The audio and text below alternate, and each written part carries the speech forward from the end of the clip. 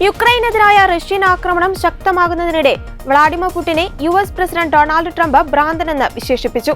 യുക്രൈനിൽ നടക്കുന്ന ആക്രമണത്തിന് മറുപടിയായി റഷ്യക്കെതിരായ ഉപരോധങ്ങൾ വർദ്ധിപ്പിക്കുന്നതിനെക്കുറിച്ച് യുഎസ് ആലോചിക്കുകയാണെന്നും ട്രംപ് പറഞ്ഞു.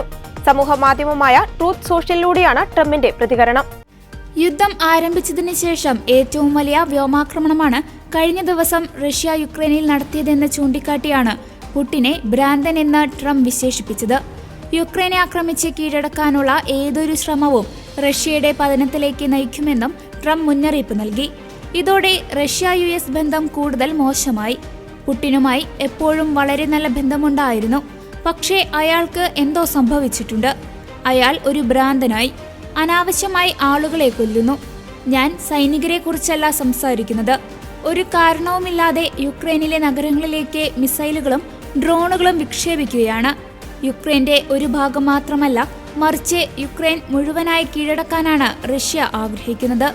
ഇത് ഞാൻ മുൻപും പറഞ്ഞിട്ടുണ്ട്.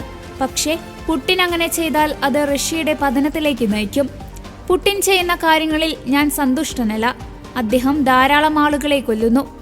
പുടിനെ എന്താണ് സംഭവിച്ചതെന്ന് എനിക്കറിയില്ല. യുക്രൈൻ നഗരങ്ങളിലേക്ക് റോക്കറ്റുകൾ അയച്ച് ആളുകളെ കൊല്ലുകയാണ്. എനിക്കത് ഒട്ടും ഇഷ്ടമല്ലെന്ന് ട്രംപ് ട്രൂത്ത് സോഷ്യലിൽ കുറിച്ചു. യുക്രൈൻ പ്രസിഡന്റ് വ്ളാഡിമിർ സെലൻസ്കിയെയും ട്രംപ് രൂക്ഷമായി വിമർശിച്ചു. സെലൻസ്കിയുടെ സംസാര രീതി ശരിയല്ലെന്നായിരുന്നു ട്രംപിന്റെ വിമർശനം. അദ്ദേഹത്തിന്റെ വായിൽ നിന്ന് വരുന്നതെല്ലാം പ്രശ്നങ്ങൾ ഉണ്ടാക്കുന്നു. എനിക്കത് ഇഷ്ടമല്ല. അത് നിർത്തുന്നതാണ് നല്ലത്.